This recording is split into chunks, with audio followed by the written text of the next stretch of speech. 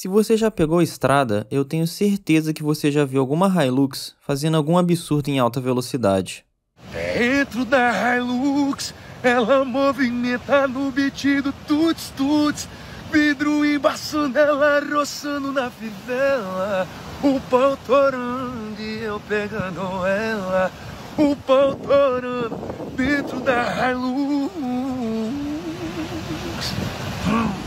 Como podemos definir o que é uma Hilux? É um carro? É uma caminhonete? É uma picape? Segundo o Código de Trânsito Brasileiro, uma caminhonete é um veículo que pode carregar até 3.500 kg brutos. Então a Hilux poderia se enquadrar como caminhonete, mas como os motoristas de ônibus chamam os ônibus de carro, eu vou chamar de carro também. Até porque essa caminhonete virou o sedã médio moderno. É o novo carro da família brasileira ir para o mercado, levar as crianças na escola, ir para o trabalho, ir viajar. E olha, tem nada mais característico que dono de Hilux pegando o BR com esses carros e fazendo as maiores peripécias, tipo ultrapassar em faixa contínua, vindo o trânsito do lado oposto, de preferência bem perto da curva, botar mais de 160 por hora em locais onde claramente não é a melhor ideia do mundo colocar mais de 160 por hora, só viajar na faixa da esquerda acelerando ao máximo no naipe do Gui 50, mas se alguém vier mais rápido, ele não vai dar passagem também. A faixa da esquerda é do dono da Hilux e boa sorte para ultrapassar ele. Não importa se você piscar farol, dar seta, ele não vai deixar você passar, e se passar, é capaz ele no mínimo ficar na sua cola por quantos quilômetros for necessário, ou no máximo puxar uma pistola para cima de você e da sua família.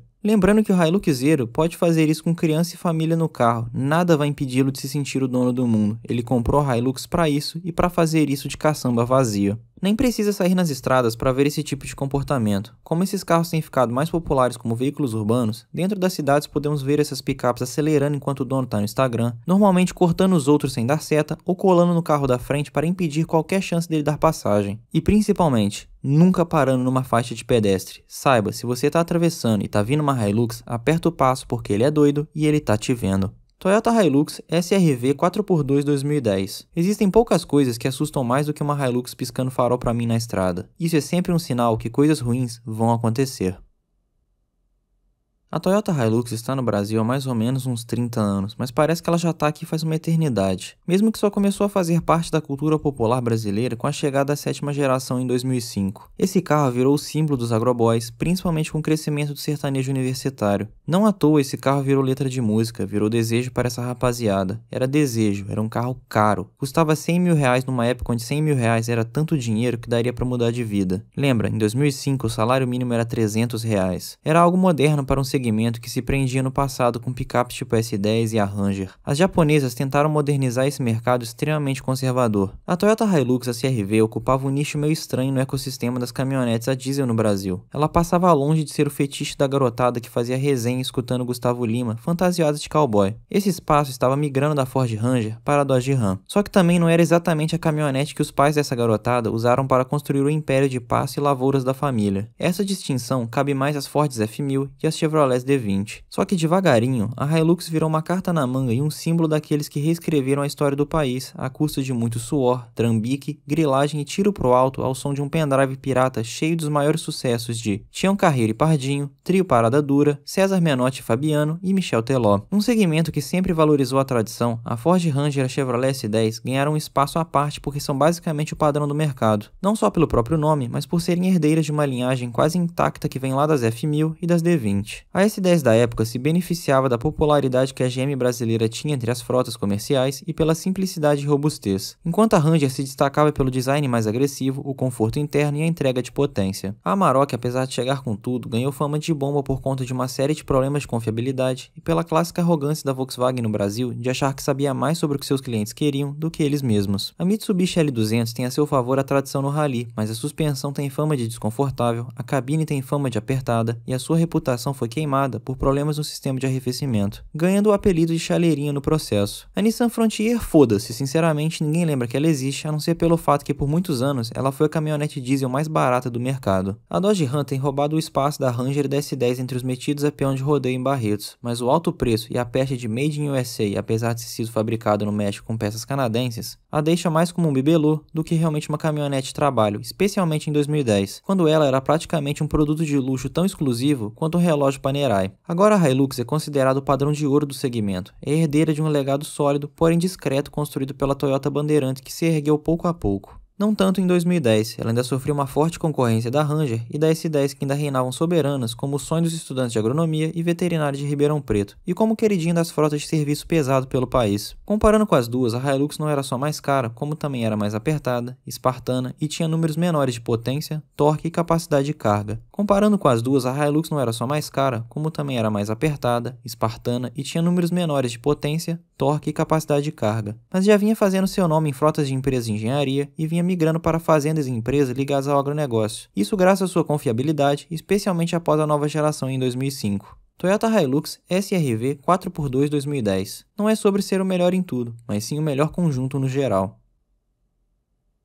Os ditos entusiastas vão se lembrar da lendária Hilux que o programa Top Gear tentou sem sucesso destruir ao colocar ela num prédio prestes a ser implodido. Agora são poucos verdadeiros que se lembram da expedição que os apresentadores do programa fizeram rumo ao Polo Norte a bordo de duas Hilux 2007, sendo uma delas para James e Jeremy apostarem uma corrida contra o trenó de Richard, e outra para a equipe de filmagem. As caminhonetes deram conta do recado com relativamente poucas modificações. Os motores precisaram de aquecedores para o combustível e os fluidos lidarem com o frio extremo. O câmbio precisou de uma relação de marchas mais curta, e as carrocerias precisaram de modificações externas como arcos de rodas mais largos para abrigar melhor os pneus gigantes de neve. Já os pilotos só precisaram de casacos especiais e uma dose extra de álcool no sangue. O resultado foi um feito inédito que colocou a equipe do programa no mesmo patamar de exploradores renomados ao serem os primeiros a atingirem o Polo Norte de carro. Isso tudo graças a um orçamento quase ilimitado que só uma emissora de TV pública com receita obrigatória pode dispor. Agora os mais malucos ainda vão se lembrar que a Hilux vermelha do especial do Ártico utilizado pela equipe de filmagem foi para um vulcão em erupção com James May para coletar novas pedras vulcânicas recém-formadas. E para os pneus não pegarem fogo nas altas temperaturas foi utilizado um sistema de resfriamento misturando água e vodka. Isso deu a fama de inquebrável para a picape. Mas se eu te falar que ela mesmo tendo conquistado o Polo Norte em um vulcão em erupção, o motor D4D dela tem um sério problema, você acreditaria? A Hilux do vídeo usa um motor 3.0 D4D turbo diesel com bloco de ferro fundido, cabeçote de 16 válvulas em alumínio e pistões também em alumínio. Isso controlado por uma injeção direta Common Rail, onde a bomba injetora com auxílio de monitoramento da ECU envia todo o diesel por um único tubo de injeção diretamente para os pistões. Dessa forma, o motor trabalha com uma compressão muito maior que um sistema comum, e todo o monitoramento eletrônico garante um menor consumo e menor emissão de poluentes. Isso tudo é excelente no papel, mas essa pressão extra de trabalho não casa muito bem com os pistões de alumínio e os sistemas de lubrificação por esguicho do óleo nos cilindros. Por conta de um ajuste da ECU específico para o mercado europeu, o motor tende a trabalhar com ainda mais pressão para controlar a emissão de poluentes. Como o sistema de lubrificação não dá conta da pressão e da taxa de trabalho extra, o motor tende a gerar mais calor e sobrecarregando os pistões, especialmente o primeiro. Com isso, os pistões simplesmente começam a derreter e racham no meio. Fora do Brasil, os donos de Hilux reportam que esse problema ocorre sem falta entre 100 e 150 mil quilômetros rodados, com casos mais extremos acontecendo entre 50 e 100 mil quilômetros. Muitas das vezes exigem retífica completa ou a troca inteira do motor. Em 2014, a Toyota remediou a situação retrabalhando os pistões e o sistema de lubrificação, mas o estrago já foi feito.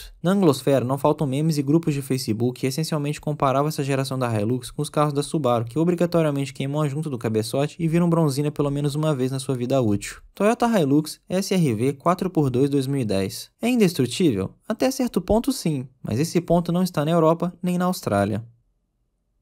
Graças a Deus que aqui no Brasil esse problema não existe, já que o nosso controle de emissões é um pouco menos rígido, mas isso não livra esses motores de terem defeitos. Outros problemas desse sistema Common Rail e de motores com injeção direta no geral são a carbonização de válvulas e a sensibilidade a combustíveis de baixa qualidade. Ou seja, ele não se adapta bem ao biodiesel misturado nas bombas e sofre com combustível adulterado que ainda reina nas praças. Só que mesmo com combustível de qualidade, o sistema da D4D costuma apresentar falhas tanto na bomba injetora quanto nos próprios injetores lá por volta de 120 mil km, apesar de manutenção preventiva e uso de aditivos ajudarem um pouco. Os sinais da morte dos injetores são claros. O consumo começa a subir, a marcha lenta fica irregular e o motor começa a se bater todo na partida a frio. Alguns relatos também contam de uma fumaceira branca na arrancada. De uma forma geral, esses defeitos são previsíveis e antecipáveis o bastante para a Hilux 2010 ser uma caminhonete bastante querida. Mas inconveniente mesmo são as queixas que se acumulam de entrada de poeira na cabine, volante se desfazendo, pintura e acabamentos descascando, multimídia parando de funcionar e discos de freio empenando antes da hora. E se se as queixas no Reclame Aqui servem de medida, parece que a Toyota não estava com muito empenho para resolver algumas dessas questões. Só que eu acho que o maior problema de todos é a estabilidade. Para efeito dramático, vamos desconsiderar os problemas mais triviais como valores mais altos de seguro, as filas de espera e o ágio que as concessionárias cobram na hora da venda. Vamos começar de fato chutando o cachorro morto que é a suspensão da Hilux, que angariou os extremamente criativos apelidos de Capota Lux e Tomba Lux, que ficaram menos engraçados à medida que os relatos e as mortes se empilhavam. As piadas vieram de um chamado teste do Alce, aquele teste que simula uma mudança rápida de faixa para desviar de um animal na pista para testar a estabilidade do veículo em situações de urgência.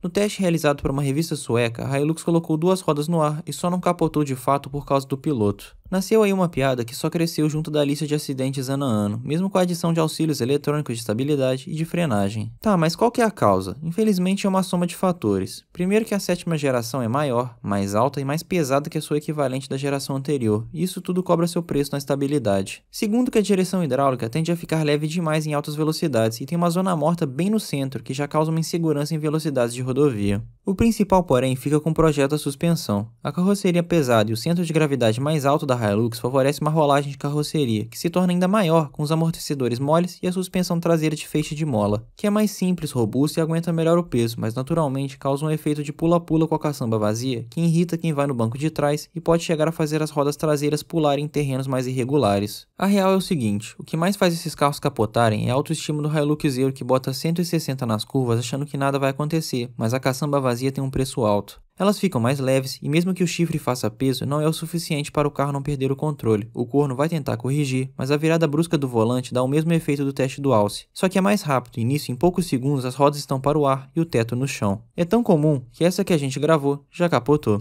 Toyota Hilux SRV 4x2 2010. Se você não capotou a sua, provavelmente o antigo dono capotou, e se você for o primeiro dono, aguarda que a sua hora vai chegar.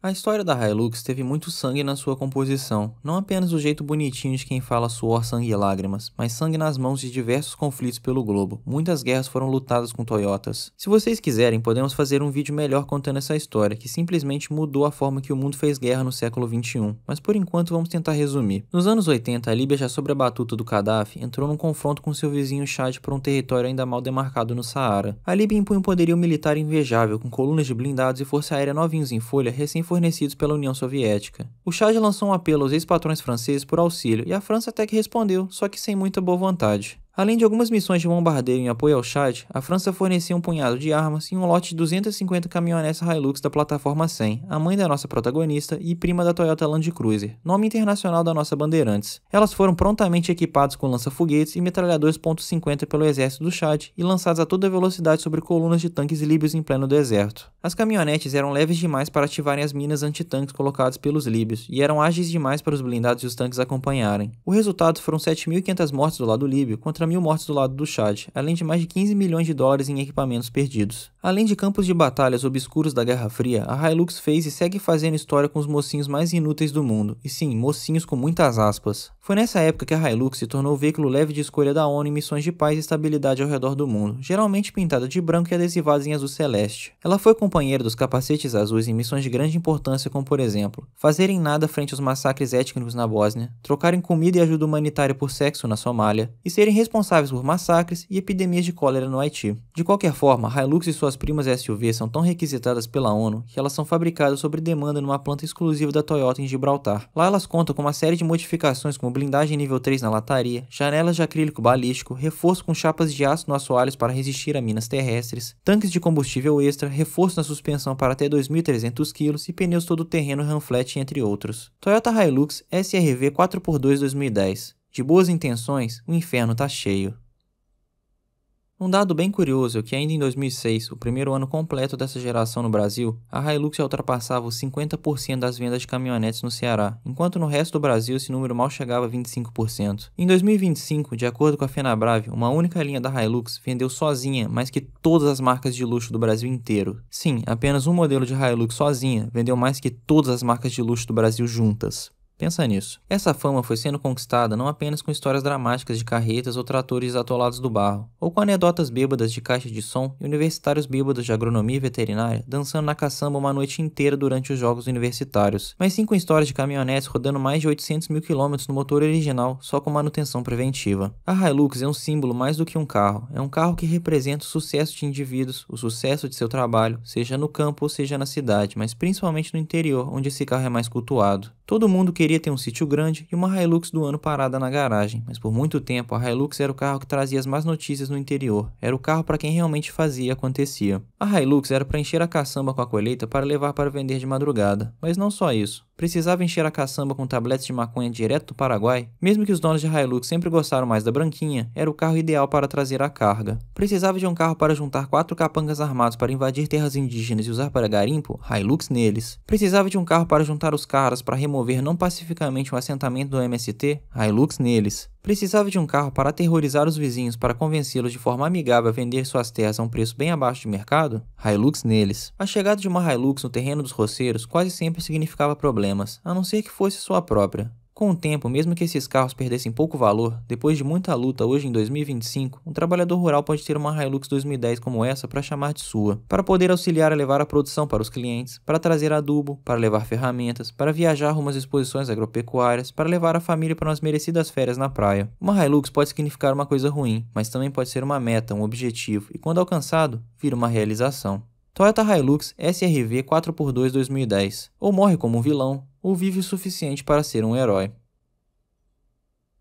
E como esse carro se comporta? Sendo honesto, é nada demais. Essa aqui é a versão SRV 4x2 manual. Sim, motorzão 3.0 turbo, mas manual e tração traseira. Com muita boa vontade, isso aqui vira um carro de drift. Eu não entendo como as pessoas querem que isso aqui vire um carro esportivo para rasgar as estradas. A Hilux não é para isso. Botar mais de 160 na estrada com isso aqui não só é perigoso, como é forçar algo que você não precisa. Essa picape é pesada e você sente isso. São 1.805 kg. É um ganho de quase 300 kg em comparação à sua antecessora, que curiosamente tinha mais capacidade de carga. Caiu de 1.235 kg para 1.105. Ela é mais pesada e menos capacitada para o trabalho, só que é mais confortável. Se você pensar esse carro como se fosse um sedã médio, começa a ficar mais interessante. As pessoas, principalmente nas cidades, compram essas picapes para poder desfilar, para se fazerem presentes no trânsito, para mostrarem seu poderio e, em último caso, levar algumas cargas, não muitas. Em algumas raras vezes também poder ir para a roça. Não o suficiente para honrar essa fivela gigante que os agroboys ostentam junto com seus chapéus e óculos aviadores. O motor D4D 3.0 turbo diesel é a evolução do motor utilizado na geração anterior. Agora ele tem injeção direta, 163 cavalos a 3.400 RPM e estipulados 35 kg de torque. Isso frente a 130 cavalos a 3.600 RPM e 33 kg de torque. O motor anterior, denominado de 1KZ-TEA, ainda teve uma versão com intercooler que conseguia igualar o torque da D4D, mas infelizmente a cavalaria estacionava em 140 cavalos. O 3.0 turbo diesel tem o mesmo nome do motor 1.0 do Renault Clio e do Peugeot 206, tem praticamente nenhuma semelhança com os franceses, além de terem 4 cilindros. Uma coisa que tem que se acostumar para quem nunca pilotou um carro a diesel é o seguinte: a potência máxima vem a 3.400 RPM e o torque 1.400, ou seja, você vai estar tratorando em baixíssimas rotações. Tem que se acostumar um pouco com esse tipo de motor, você vai trocar a marcha abaixo de 1.000 RPM, não pangua. Dá para colocar uma turbina maior, colocar um pente nela, fazer uma reprogramação para fazer sair mais fumaça? Até dá, mas para que você vai querer fazer isso? A melhor coisa desse carro é a confiabilidade. Você vai querer tirar isso pra quê? Pra você mostrar pra outros homens que a sua Hilux é a melhor Hilux porque ela lança fumaça na cara dos BYD? Sério? Então tá, só não esquece que eu te falei o que pode acabar acontecendo com esses motores. Toyota Hilux SRV 4x2 2010.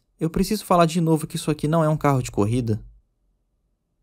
Para entender um pouco melhor como a Hilux é vista por aqui, vamos contar a história de Jerônimo, um pecuarista do Mato Grosso do Sul. Jerônimo passou os anos 2000 inteiros no lombo de um cavalo na fazenda do pai, pagando peão com cachaça, fazendo fiado na agropecuária e comprando gado com todas as economias que encontrou no seu bolso e no da sua esposa. Até que finalmente conseguiu, num acordo feito no fio do bigode, arrendar uma terra no Mato Grosso do Sul e tirar seu pequeno rebanho das terras do velho Pantaleão, um gaúcho violento e extremamente sovina. De impulso, também resolveu aproveitar e ignorar os protestos da esposa para finalmente aposentar a velha Ford F1000, que ainda tinha fôlego, mas já estava na terceira retífica. A escolha foi uma Hilux preta novinha em folha, para se recompensar pelos anos de coices chifradas no curral intercalados com todo o trabalho de abrir passo a machado e trator em área de preservação permanente. A escolha pela Hilux não foi tão simples, afinal, desde 2010 o segmento já era extremamente disputado. Caminhonete diesel no Brasil sempre vale seu peso em ouro, desde que o diesel passou a ser subsidiado. Problemas mal solucionados e enterrados ilustram bem o modelo de progresso que o Brasil assumiu nessa era de desindustrialização desenfreada que a caminhonete ajudou a avançar. Esse progresso foi a custo de tudo e de todos, inclusive da família, essa entidade tão sagrada para o Jerônimo. Nessa época ele ainda se arrebentava de trabalhar, mas graças a uma série de fatores como por exemplo acordos de exportação com a União Europeia e a abertura do mercado árabe à carne brasileira, o dinheiro finalmente começava a entrar de verdade. Então na cabeça do fazendeiro chucro embrutecido, que cresceu debaixo do cinto do pai e não raramente tratou a esposa e filhos da mesma forma, estava na hora de começar a esbanjar. As botinas compradas a fiado na agropecuária deram lugar a botas texãs legítimas. Pulseiras e correntes de ouro começavam a adornar mãos calejadas e pescoços torrados. O fumo de corda deu lugar ao charuto, a cachaça de marca duvidosa deu lugar ao uísque importado, e os churrascos de domingo com a família e os pecuaristas vizinhos começaram a perder espaço para a gastança no bordel em algumas noites da semana. Era hora de mimar a filha princesinha com carros e roupas country de grife, de iniciar o filhão macho nos negócios e nos puteiros e eventualmente chamá-lo de uma palavra que eu não posso usar no YouTube por não se adaptar. E principalmente, esquecer a esposa em casa junto com todas as contas e tarefas. O rebanho seguia crescendo, especialmente depois de mais uma série de negócios suspeitos com o tabelião e o vice-prefeito. E a conta na agropecuária? Seguia aberta apesar da inadimplência, graças a uma faca gaúcha novinha e ao revólver que o Jerônimo havia herdado do pai. Toyota Hilux SRV 4x2 2010. Se a safra virou recorde, o que poderia dar errado dali pra frente? Foi durante a ascensão turbulenta dessa caminhonete de Jerônimo que o Brasil, ainda surfando no tsunami que varreu a economia global em 2008, transicionou de um bem-sucedido, porém controverso Lula 2 para um igualmente controverso Dilma 1. Foi durante esse período de safras recordes e de acordos inéditos de exportação de commodities, sobretudo de carne de soja para mercados gigantescos como o da Rússia e da China, que o lobby ruralista finalmente rendeu os frutos que ele queria. Chegamos ao fim do sonho de industrializar o Brasil e começamos os planos safras e empréstimos facilitados em bancos públicos com a não do próprio BNDES para o setor agropecuário. Esse setor, composto em sua maioria por agropecuários, empresários paulistas e gaúchos estimulados pela ganância desbravadora da ditadura, desbravou uma fronteira agrícola inteira pelo centro-oeste brasileiro em tempo recorde, engolindo os roceiros locais e alavancando cidades minúsculas como Sinop no Mato Grosso e Chapadão do Sul no Mato Grosso do Sul a status de potência regionais da noite para o dia, a ponto de receberem um apelido de gafanhotos graças aos estragos que fizeram ao cerrado, e como bons bandeirantes que são, deixaram uma trilha de fogo, sangue e veneno em seu encalço. É em Mato Grosso do Sul que os indígenas Guarani Kaiowá tentam defender e retomar seu território frente a rajadas de metralhadora, incêndios criminosos de suas moradias, casas de reza e voo rasantes de agrotóxico. No oeste, o fogo está terminando de transformar o Pantanal em pasto. Em Chapadão do Sul, no nordeste do estado, a mesma soja e milho que enriqueceram a cidade trouxeram também uma explosão populacional que, apesar de ter um dos maiores IDHs do estado, padece pela falta de saneamento básico e pela assustadora incidência de casos de câncer graças ao uso indiscriminado de agrotóxicos. No coração do Mato Grosso, Sinop foi fundada e batizada por uma empresa que assentou colonos paranaenses na região se aproveitando de terras públicas a preço de banana. A cidade não só se expandiu, como virou vanguarda de uma expansão desenfreada e marcada por grilagens de terras públicas, muitas vezes em áreas de parques nacionais, com assassinatos de lideranças comunitárias e pressão sobre comunidades indígenas tradicionais, normalmente em troca oferecendo empregos insalubres, normalmente análogos à escravidão. Agora, não apenas essa linha de fogo já é uma ameaça direta à Amazônia Legal ao norte, como a expansão da fronteira está servindo de cobertura para atividades mais sinistras como extração ilegal de madeira, trabalho escravo, garimpo, contrabando e tráfico internacional de drogas. Tudo isso vendido como progresso e prosperidade para enriquecer uma caça de coronéis e políticos que acabaram de bancar uma tentativa de golpe de Estado. E é graças a esse dinheiro sujo do agrotóxico, fuligem em sangue, que os herdeiros e suas esposas hoje esbanjam joias e roupas de grife cafonas, harmonizações faciais grotescas e caminhonetes importadas cheias de bandeirinha do Brasil que estremecem ao som de Gustavo Lima enquanto desfilam por Balneário Camboriú, fazendo inveja em jogadores de futebol, faraós do Bitcoin e pastores evangélicos, e naturalmente todos patriotas bolsonaristas. Toyota Hilux SRV 4x2 2010. O agro é pop e o agro não poupa ninguém.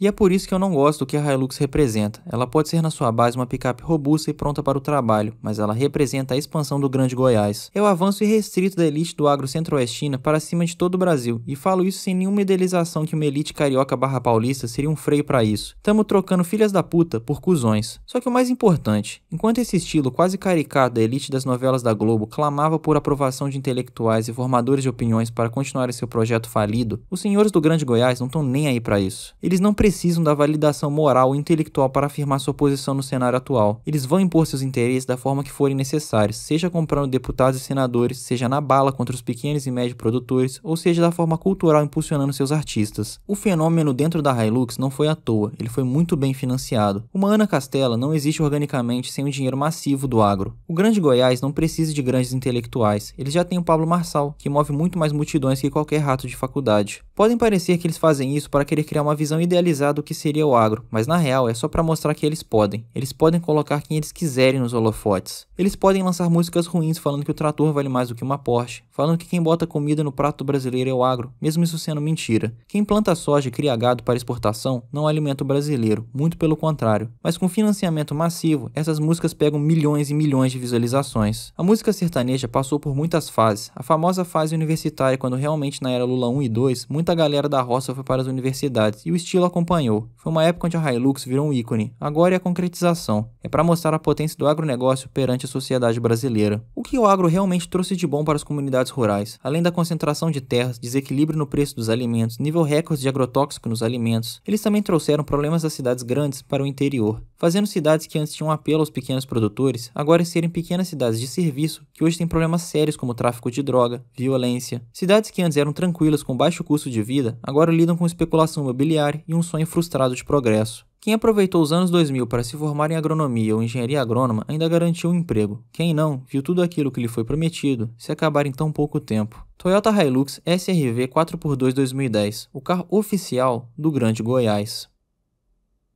Mas e aí? O que aconteceu com Jerônimo? Seu corpo está finalmente cobrando o preço por décadas de trabalho bruto e desmedido, temperados com décadas de álcool e tabaco. Sua reputação foi carcomida por décadas de calote, má-fé e processo na justiça. As amizades, queimadas por décadas de desconfiança, puxadas de tapetes e acessos homéricos de fúria. Sua família, depois de décadas de abuso e violência, agora se resume aos ingratos e frouxos que foram embora, e os interesseiros e parasitas que só queriam gastar.